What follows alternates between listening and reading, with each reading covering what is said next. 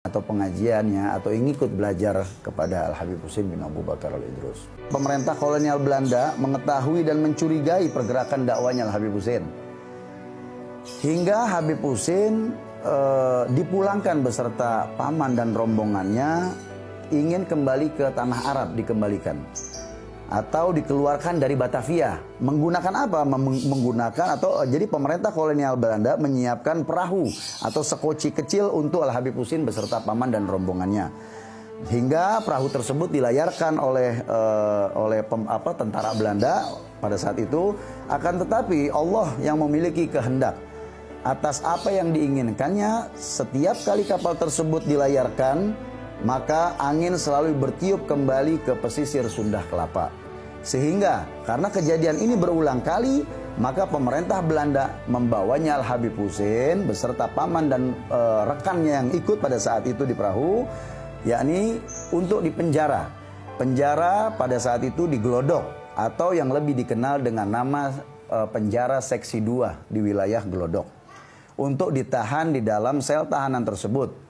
Sehingga ketika banyaknya dari masyarakat yang mengetahui Al-Habib Husin bin Abu Bakar Al-Idrus dimasukkan ke dalam penjara, maka masyarakat berbondong-bondong, yakni ingin menjenguknya di waktu pagi, sore, dengan membawa berbagai macam makanan, minuman, juga pakaian untuk Al-Habib Husin bin Abu Bakar Al-Idrus beserta yang masuk ngikut di dalam penjara tersebut.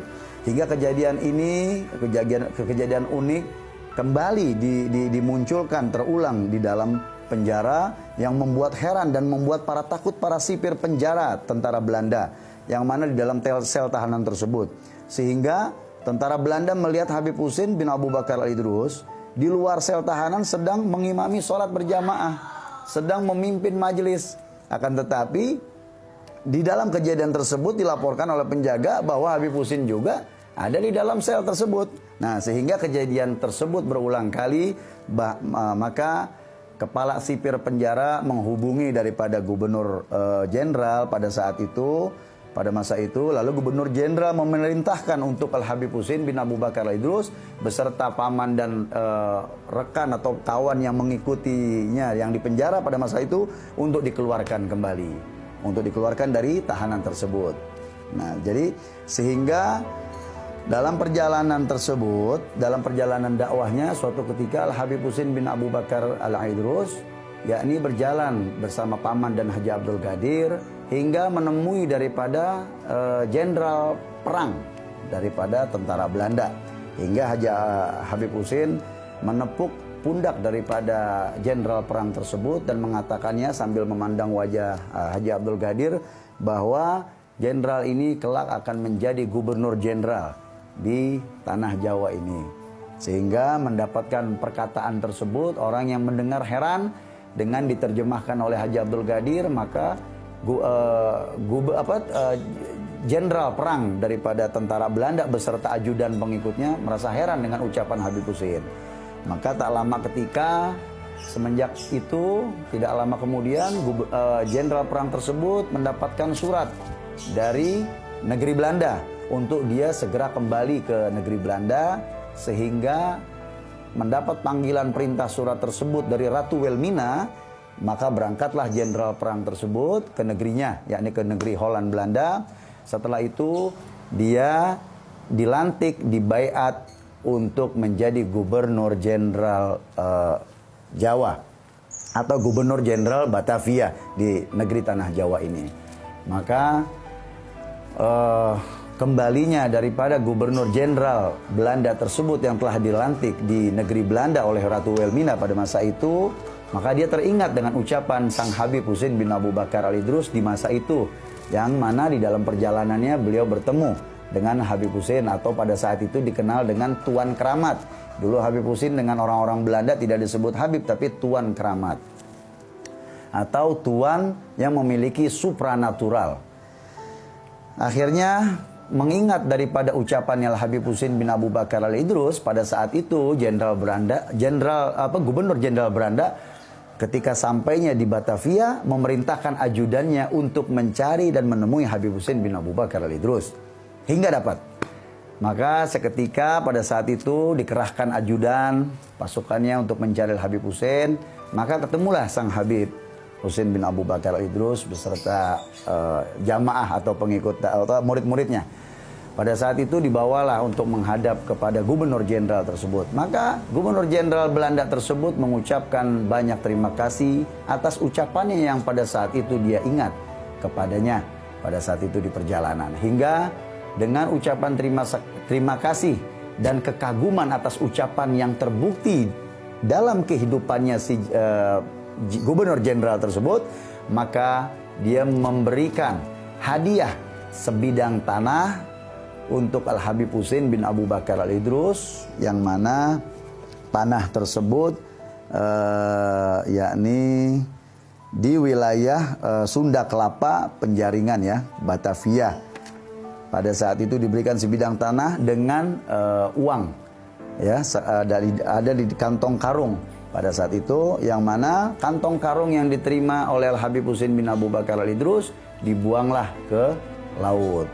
Sehingga di hadapan Gubernur Jenderal tersebut melihat Habib Husain melempar uang tersebut, maka dia heran. Lalu dia bertanya, kenapa engkau yakni melempar daripada uang-uang yang aku berikan untuk engkau ya Tuan? Bahwa Habib Husain mengatakan uang itu untuk saya kirim ke ibundanya ke Hadramaut, Yaman Selatan. Akan tetapi Gubernur Jenderal itu tidak mudah menerima seperti itu. Maka dia semakin penasaran, akan tetapi pemerintah Belanda, Gubernur Jenderal tersebut memerintahkan untuk tim-tim khusus penyelam untuk mencari apakah keberadaan uang tersebut benar ada di dalam dasar laut atau di mana tempat karung uang itu dilempar, apakah sudah tidak ada. Ketika dikirim pasukan penyelam khusus oleh Gubernur Jenderal Belanda bahwa tidak didapatkan satu keping pun daripada uang yang di dalam karung yang telah diberikan oleh Al-Habib Husain. Maka setelah itu Al-Habib Husain bahwa Gubernur Jenderal tersebut mengutus, tidak cukup dari situ, tapi Gubernur Jenderal Belanda tersebut mengutus utusannya untuk berangkat ke negeri Yaman, Hadramaut, yang mana untuk mengetahui kepada ibundanya apakah benar uang telah diterima oleh ibundanya dari Al-Habib Husain bin Abu Bakar. Maka singkat daripada cerita tersebut bahwa utusan Belanda Gubernur Jenderal tersebut ketika tiba di negeri Yaman Hadramaut, maka sampai di negeri di kota di mana Habib Husain dilahirkan, di rumahnya bertemu dengan ibundanya bahwa benar bahwa telah diantarkan satu karung uang yang berisikan uang untuknya kepadanya ibundanya. Bahwa setelah itu utusan Belanda tersebut telah menyaksikan langsung dan dia kembali ke tanah Jawa, ke Batavia dengan membawa berita yang benar bahwa uang tersebut telah benar adanya diterima oleh ibundanya Al-Habib Husain bin Abu Bakar Al-Idrus di negeri Hadramaut. Tidak benar jika ada yang mengatakan Habib Husain menikah, dan juga tidak benar ada yang mengatakan Habib Husain memiliki anak, baik itu laki ataupun perempuan.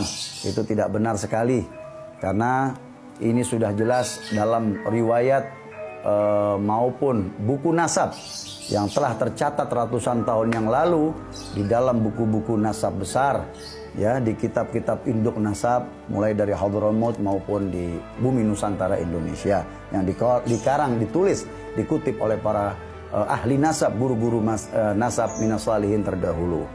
Dan beliau ini meninggal pada saat itu dalam memang sudah kembali ini memang sudah qadar Allah, takdirnya Allah Ta'ala. Sakit atau tidaknya dalam sebab meninggalnya Habib Husain kita tidak ketahui. Yang pasti beliau meninggal belum berusia atau tidak berusia lebih dari 50 tahun.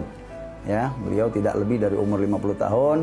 Beliau wafat dan beliau dibawa pada saat itu ada aturan dari pemerintah kolonial Belanda di mana masyarakat atau warga asing dari bangsa Arab atau bangsa Tionghoa Cina dan bangsa lainnya termasuk Belanda, jika ada yang meninggal dikebumikan di mana wilayah-wilayah yang sudah ditentukan areanya oleh pemerintah kolonial Belanda. Nah, untuk bangsa Arab dikhususkan itu sudah ditentukan pada saat itu yang kita kenal sama-sama Said Naum atau karet bifak yang ada di Tanah Abang. Nah, itu memang khusus untuk pemakaman daripada keturunan bangsa Arab yang memang ditentukan oleh Belanda. Nah, ketika